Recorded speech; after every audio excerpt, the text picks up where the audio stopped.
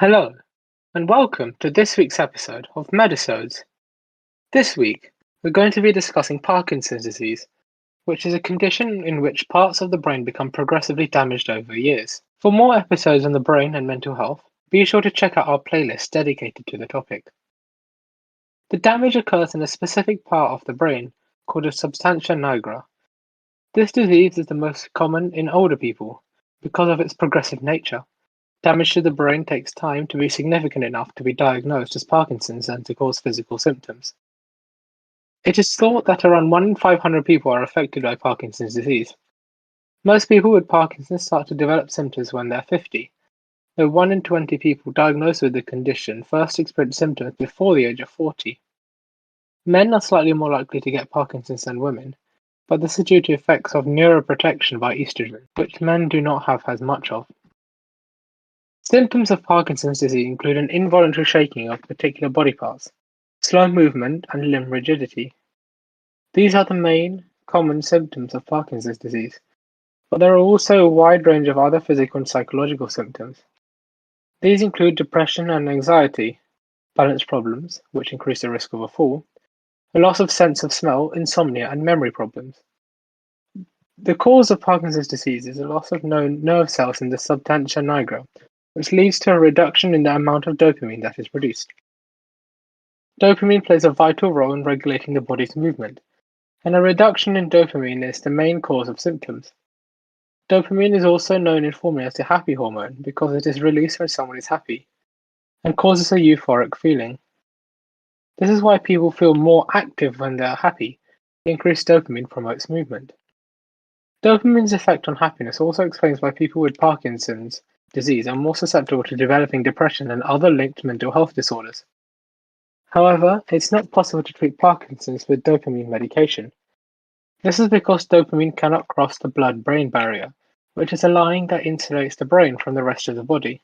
Unlike in the case of type 1 diabetics, where insulin is lacking and so supplied from the outside, Parkinson cannot be treated as such.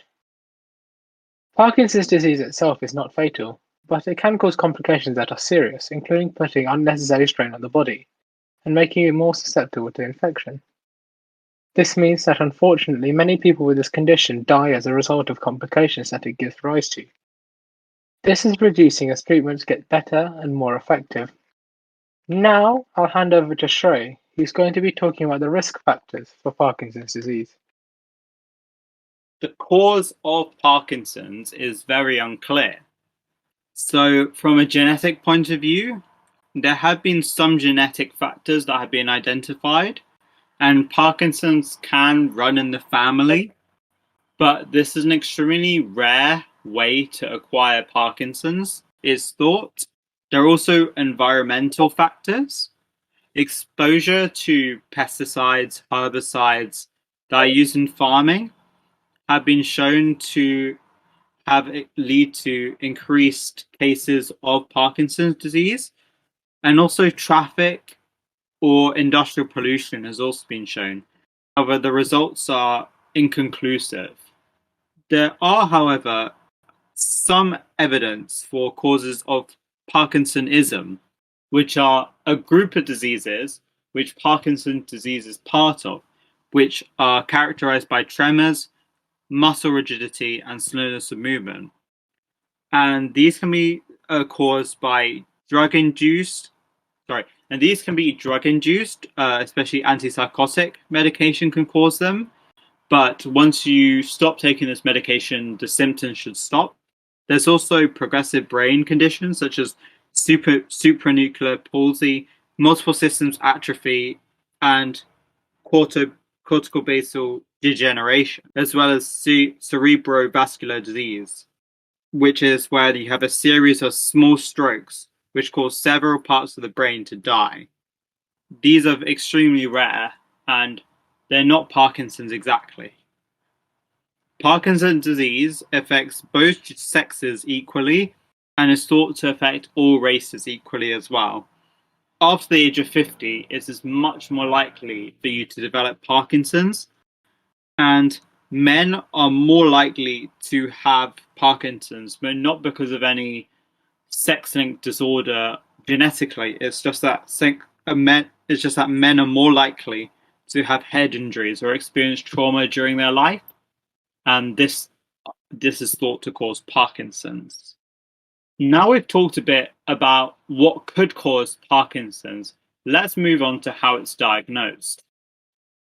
Diagnosis of Parkinson's is rather difficult, as there's no conclusive test to determine if you have Parkinson's disease.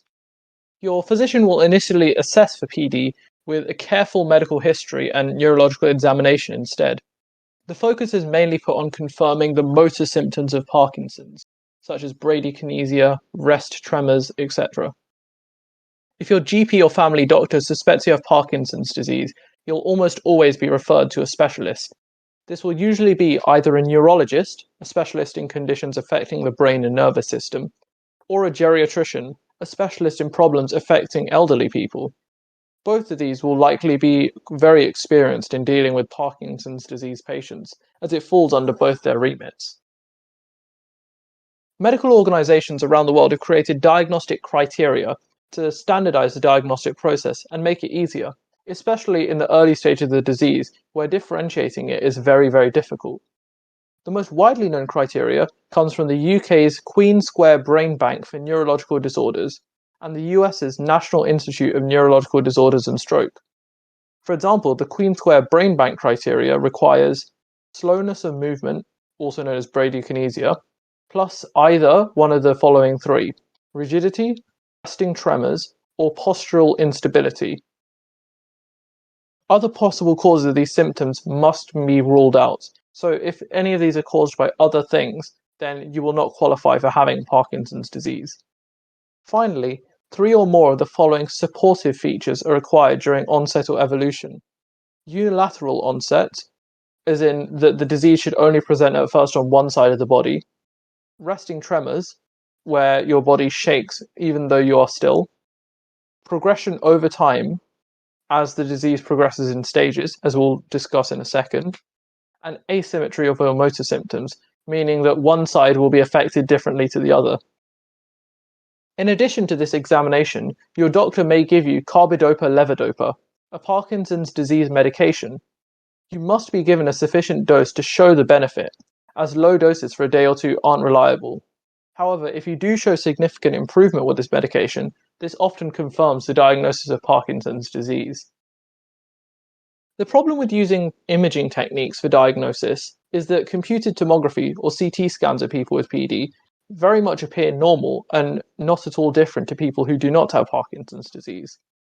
However, thanks to susceptibility-weighted imaging sequences at a magnetic field strength of at least 3T, it allows the scans to be highly sensitive to the iron in the blood, hemorrhages, or in iron stores in cells, allowing for a much better picture of the body and allowing for much easier diagnosis using MRIs. I mentioned that Parkinson's disease progresses in stages. Parkinson's disease obviously impacts people in different ways. Not everyone will experience all the symptoms, and even if they do, they won't necessarily experience them in the same order or at the same intensity at the same time as other sufferers. However, there are typical patterns of progression that are defined in these stages. Stage 1. During this initial stage, the person will have mild symptoms that do not interfere with their daily activities. Tremors and other movement symptoms will only occur on one side of the body. Changes in posture, walking, and facial expressions will occur. At stage 2, symptoms will start getting worse. Tremors, rigidity, and other movement symptoms will now affect both sides of the body, and walking problems and poor posture will become apparent. However, the person is still able to live alone, but daily tasks may become more difficult. By stage 3, they are in the mid-stage of the disease, and loss of balance and slowness of their movements are key hallmarks. Falls are much more common as a result. However, the person can still be fully independent. However, their activities such as dressing and eating will be significantly impaired. Once stage 4 is reached, the symptoms are severe and limiting to their way of life. They are able to stand without assistance, however, movement will require a walker. At this stage, the person will need help for the activities of daily living and will be unable to live alone. The most advanced and debilitating stage is stage 5. Stiffness in the legs makes it impossible to stand or walk, and the person will require either a wheelchair or be bedridden. Around-the-clock nursing care is required for all activities. The person may even experience hallucinations and delusions. It is widely acknowledged, after all, that there are many important non-motor symptoms as well as motor symptoms. Doctors may refer to a rating scale to help them understand the progression of the disease along these stages. Parkinson's stages correspond to both the severity of movement symptoms and how much the disease will affect a person's daily activities, and the most commonly used rating scales will focus on these motor symptoms. They are, for example, the Hoehn and Yahr scale, the most commonly used system for describing how the symptoms of Parkinson's disease progress. Originally published in 1967 in the journal Neurology by Margaret Hoehn and Melvin Yahr, they included stages 1 through 5 in their description. Since then, a modified version has been produced with the addition of stages 1.5 and 2.5 to help describe the intermediate course of the disease better. These stages are 1, where there's only involvement of the disease on one side of the body, 1.5, where it's on one side of the body and the midline of the body, stage 2, where it's on both sides of the body, bilateral, however there's no impairment of balance, 2.5, where there's bilateral disease, however after testing the patient may recover, stage 3, where there's moderate bilateral disease and postural instability, however they are still physically independent. This is the most important factor identified in stage 3 as opposed to stage 4, because stage 4 is severe disability, where a person is unable to live alone, but can still walk unassisted and stand. And finally, stage 5 is wheelchair-bound and bedridden. However, this rating system has largely been supplanted by the Unified Parkinson's Disease Rating Scale, or the UPDRS, which assesses limitations of daily activities and non-motor symptoms in great detail. The UPD rating scale is the most commonly used scale now in the clinical study of Parkinson's disease, having replaced the earlier Hoehn and Yahr scale, and is made up of these sections. Part 1, which is the evaluation of mentation, behavior, and mood of the patient. Part 2, which is the self-evaluation of the activities by the patient, including speech, swallowing, handwriting, dressing, hygiene, turning in bed, eating and cutting food, and walking. Part 3, where the clinician themselves will score the patients on their monitored motor evaluation, where a score is given for the patient's individual motor skills. Part 4 is about the complications of therapy for the treatment of the disease.